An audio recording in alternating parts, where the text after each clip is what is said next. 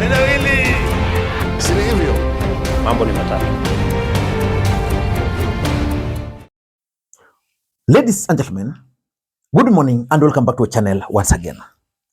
Stephen Kalonzo Musyoka has rejected the invitation by Raila Odinga to attend the ODM at 20th anniversary celebrations, which will take place in Mombasa. I can tell you what I've seen on the table. Ni kwamba Raila Odinga ameniandikia barua, a very nice letter. My dear brother, as a founder member of ODM, all right, ninakualika kwa shughuli. There will even be a dinner event on the 10th. And unfortunately, I'm going to reply nimwambie on the 10th, we will have the National Delegates Congress of Wiper Patriotic Front. Kwa hivyo mimi sitafika huko. I wish them well. I wish them well. I gather William Ruto will also be invited as a founder member, but I will not be there. Why do you think Kalonzo Musyoka decided to reject that invitation? That's exactly what I want us to understand in this video. Because if you were to ask me, or if I were to offer my unsolicited advice to Kalonzo Musyoka, I would have advised him to attend that event.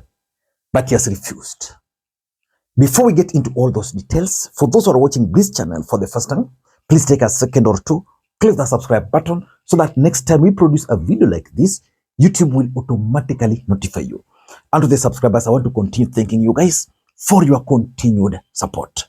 Because without that support, this channel cannot be what it is. Ladies and gentlemen, ODM party has organized an elaborate 3-day celebrations which will mark its 20th anniversary. Power! Young Captain's power! Power! 20 years of resilience! Tukutane Mombasa!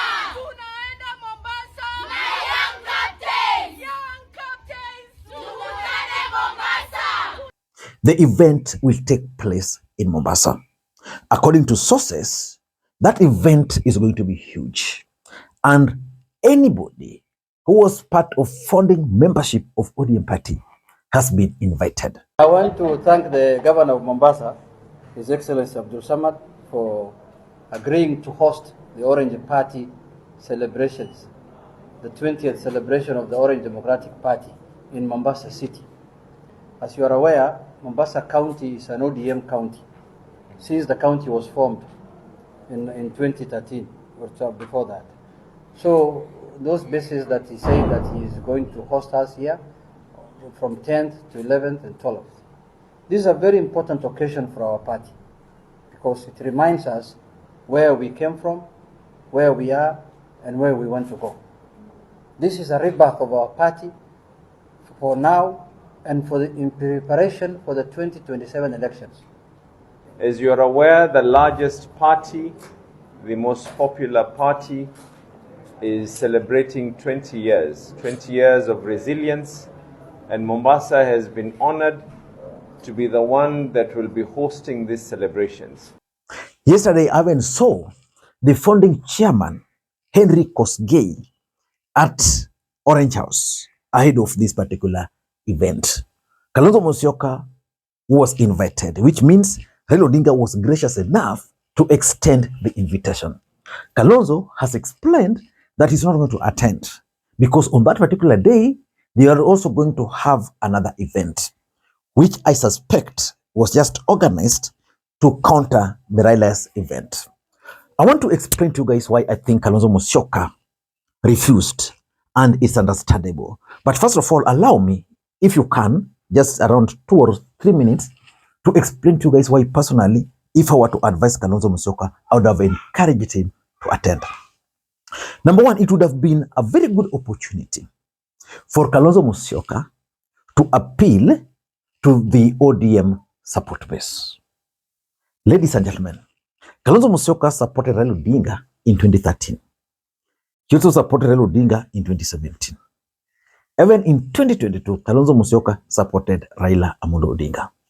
In 2013 and 2017, Kalonzo Musyoka was on the same ticket with Raila Odinga, which means anybody who has been a member of ODM party between that time up to 2022, who voted for Raila Odinga, also voted for Kalonzo Musyoka. Are you getting my point? And that's the opportunity Kalonzo Musyoka is missing. Any ODM member who supports Raila Odinga, who voted for Raila Odinga in 2013 and 2017, also voted for Kalonzo because they were on the same ticket. So the name Kalonzo Musyoka to ODM members is not new. And it was an opportunity because Raila Odinga entered into broad-based arrangement with William Ruto. Several members of ODM party are yet to embrace that. And if you are to ask them who they would pick next in line after Raila Odinga, most of Raila Odinga supporters will tell you that Kalonzo Musyoka is that guy. So this was a very good opportunity for Kalonzo Musyoka to go to that event, speak his mind, appeal to their emotions, tell them, remind them, because this event is about the founding members, remind them how he stood with Raila Odinga in 2013, how he stood with Raila Odinga in 2017, and even how he stood with Raila Odinga despite the fact that he was denied the opportunity to become the running mate in 2022. If he had picked that line, I can assure you, he would have left there with ODM support base very happy. He would have won their hearts. Because as things stand today, ODM supporters really don't need Kalonzo. But it's Kalonzo Musyoka who needs them. But he has declined. So that's the number one. Number two, it was also a very good opportunity for Kalonzo to confront Raila Odinga over the broad-based government. Sometimes these events, they make people. Do you remember, was it BBI, when Ruto was being sidelined? In fact, the organizers of that event, it was at Bomas, I was present physically, didn't even want William Ruto to attend. I remember at some point, Raila Odinga entering into a room, Uhuru Kenyatta, William Ruto at some point was even denied access to that room. But when William Ruto took to the podium, because as the deputy president, there was no way he was going to be denied the chance. When he got the microphone, that was the day William Ruto made a very strong statement. They have said that William Ruto is coming to meet demons at Bomas.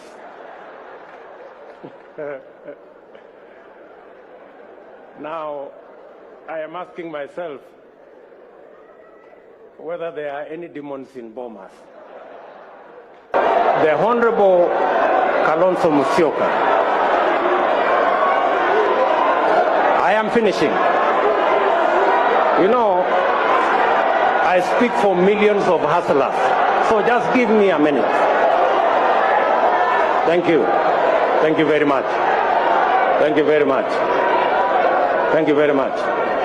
If William Ruto had decided to boycott that event, I can tell you, he would not have won the hearts of most Kenyans. That day is still fresh in my mind. So Kalonzo would have used that occasion to confront Raila Odinga if he wanted. And number three, you see, ODM will be marking its 20th anniversary.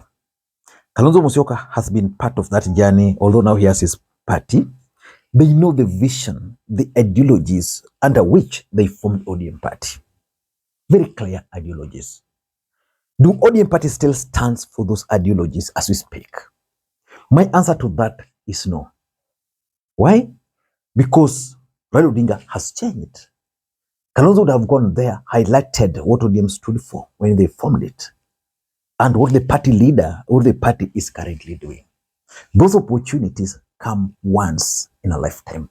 For example, it will be very difficult for Kalonzo Musyoka to find another opportunity to address ODM supporters. Just like when he was invited to Bondo, and up to now, I believe that Kalonzo messed up on that day, and that's why Raila Odinga never took him seriously after that. Kalonzo was invited to Bondo. He went there, and an event was organized for him as the chief guest. He went there, and I was like, what's this guy doing? I remember on that day, I was advising Kalonzo Musyoka to land his chopper at this hotel here, Royal Swiss. Comes all the way to Kondele driving with his convoy. Kalonzo just went there alone. Yeah, so he has missed those opportunities. But again, attending that event also had some side effects, which I think were the reasons why probably his advisors advised him against attending. Let me explain. Before I do that, please, I want to ask you a favor today.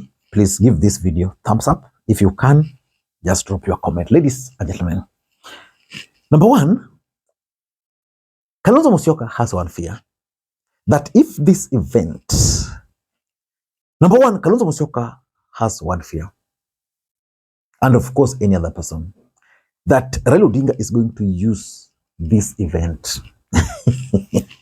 to endorse Ruto.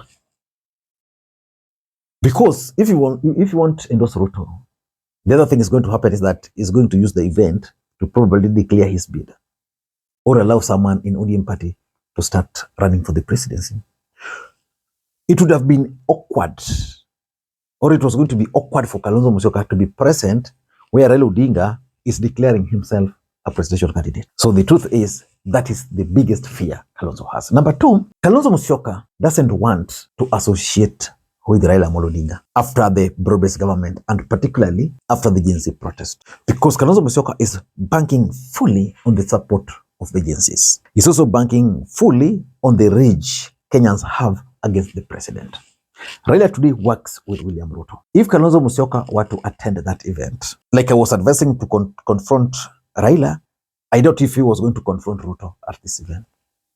And because the event is Raila Odinga's event, probably Raila was also going to get another chance to respond to him. So he doesn't want to associate with Raila Odinga, especially after the broad-based government, because he fears the backlash from the Gen Zs. Number three, and this is something which I've opined on many occasions, that Raila Odinga is one of the few politicians in the Republic of Kenya who knows how to reinvent. Why do you think ODM party just decided to celebrate their 20th anniversary when they're not preparing for the presidency in 2027? So the truth is, Raila Odinga might be using this event to launch or to revamp ODM party. Raila might launch his 2027 presidential bid. That was going to complicate the equation for Kalonzo Musyoka, because for Kalonzo Musyoka, in an ideal situation, he ought to have attended if, for example, he was assured that you come, we are going to endorse you. And lastly, the backlash from fellow united opposition. The other day I was reading somewhere that the first amount of money which this broad-based government, that the first amount of money which ODM party received, 2 million, came from Uhuru Kenyatta. And the person who delivered that cash was none other than Rigathi Gachagua. I'm not so sure whether Rigathi Gachagua was also invited to this event. But the truth is, if Kalonzo Musyoka were to attend this event and the fellow united opposition were not part of it, the backlash on them was just going to be too much for him. So I think Kalonzo Musyoka decided to choose a safer path. I don't know what you think. That's my take. Until next time, this is Lee Makwiny. Bye-bye.